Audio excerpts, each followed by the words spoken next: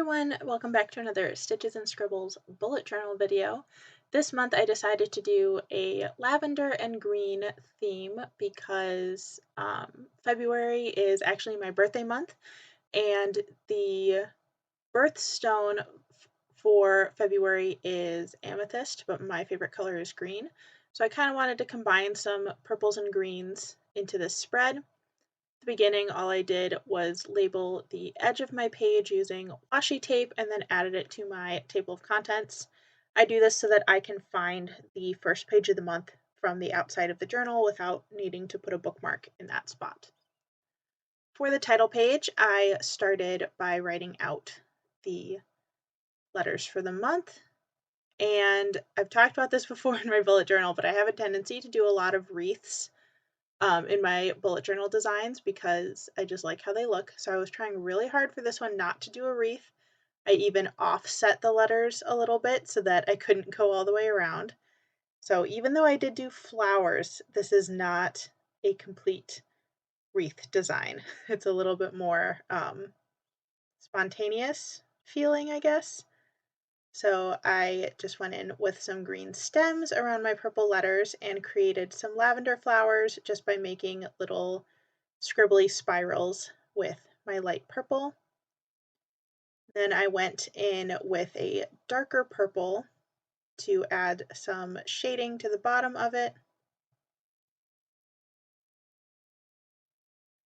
And just a little bit of pink to add some highlights to the top. For my first spread, I wanted to use some washi tape because I have some really cool like purple and sage green tapes that I haven't used for anything else. Sorry that I blocked it with the top of my head there. And I really liked how these turned out. For some reason, I was struggling with the washi tape today. You probably saw it when I was getting out my original piece just because of how long it took. But for some reason, that didn't stop me. I decided to really go all out on this spread with the tape in particular by lining both edges of the page and doing that stripe across the middle. This is now the second month of me trying my new bullet journal layout. It worked really well for me in January, so I decided to continue it for February. And what I do for that is along the top, I do smaller boxes for each day of the week. And this is where I write in things like appointments or meetings that I have to go to, things that are really dependent on the day that they are written on. But then I put all of my other tasks in a bigger box at the bottom because I realized that a lot of the things I do aren't super dependent on which day I do them on. And I end up feeling more productive by just having one list for the week. In the past, I would get really discouraged if I didn't get to everything on the day that I had assigned it to and if I had to move it to the next day. So with this, I kind of just look at what I need to get done as a whole for the week and just go through as I have enough time. I really liked how this spread turned out. For my second one, I wanted to use the darker purple a little bit more. So I started with this simple line design to mark out my sections. And I was kind of counting here at the top to try to make my boxes even, although I kept changing my mind on how I wanted to organize them for each spread. So they all look a little bit different. That's okay. I added this scallop design over my two biggest sections and then filled in each little scallop to let that dark purple really shine. For this one, I was kind of thinking about like window valances and like lacy curtains, even though it's definitely more like bubbly and cartoonish than that, but that's kind of what I was thinking of. I then added another layer of those little scallops with my lighter purple to add some dimension.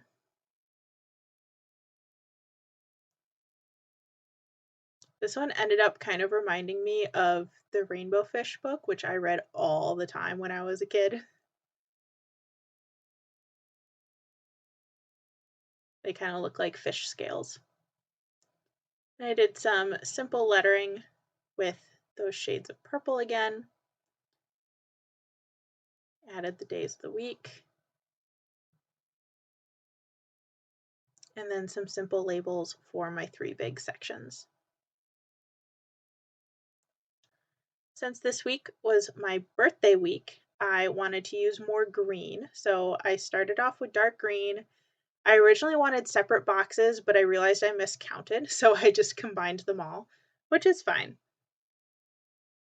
And I'm using one of my favorite kind of 3D shadow effects for all of these sections. I decided to make my daily boxes one piece with how I do my 3D shading. And then I had my notes section be a box, my journal section, and my task section.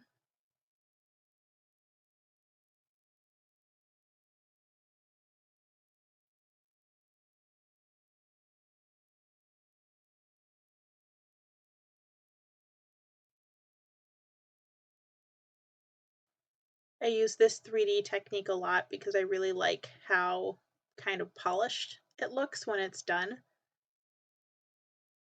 I filled in the shadow section with a kind of mint green.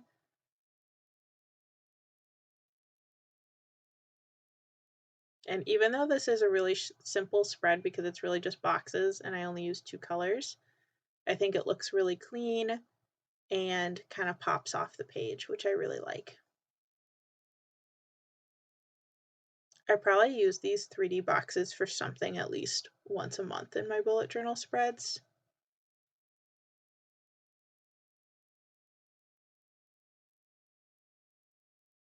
Went in with my numbers in that dark green again, as well as for my section labels.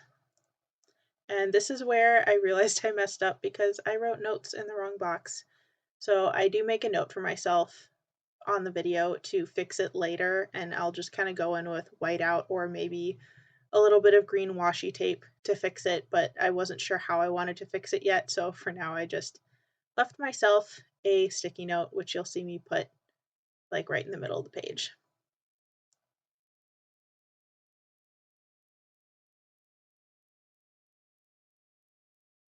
Then I decided to do another washi tape spread, and this one I was having trouble with as well. This one has some green leaves with a little bit of a light purple background, although it's kind of hard to see that on camera. But this spread actually ended up looking almost Christmassy, which was not the vibe I was going for, but it was really pretty. I did all my other outlines for the spread in gray. Because of my markers, it was the color that best matched the tape because the colors in the tape were so kind of gray toned and light. I didn't want to use like a brighter green or a brighter purple because it wouldn't have looked right with it. I did use dark green for my lettering and numbers to give a little bit of contrast. And for this one, I made sure to label my journal section correctly. I used a thin gray to do the days of the week.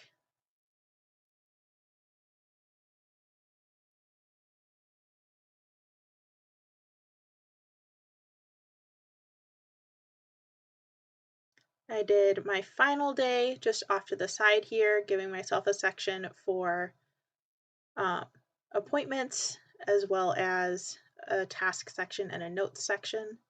Not notes, a journal section. I did it again. Just so that I had space to write those things for the last day. And then I set up my trackers for the month. Having more minimal trackers in January definitely helped me out a lot. I'm trying to limit the number of habits that I track so that it doesn't become too overwhelming for me. I also found that I was tracking, in the past, I was tracking a lot of habits that didn't actually need to be things that I did every day, which defeats the purpose of it being a daily tracker. So instead, I make that box a little bit smaller so that I don't have enough room to have a huge list of habits that I'm trying to do. Instead, I focus on the ones that I'm trying to work on. Same thing with goals and crafts. I used to have like separate goal sections for a bunch of different things, and now I just put them all in one. For my mood tracker, I wanted to do something kind of nature inspired, more like the title page for this month was. So I decided to do a leafy vine, even though I know that some of my moods are using my gray and purple tones. I thought that a vine would look better than flowers because I also have a lot of greens. So I just did one leaf for each day.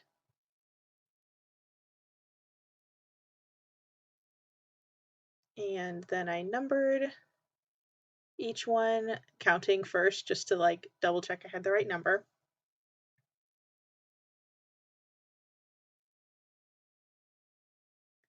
And then I ended up filling in just the vine part with green after I did my key up in the corner.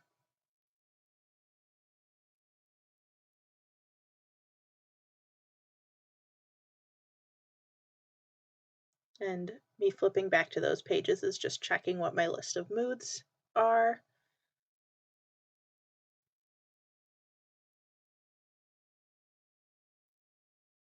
And here's where I filled in the vine part with some green.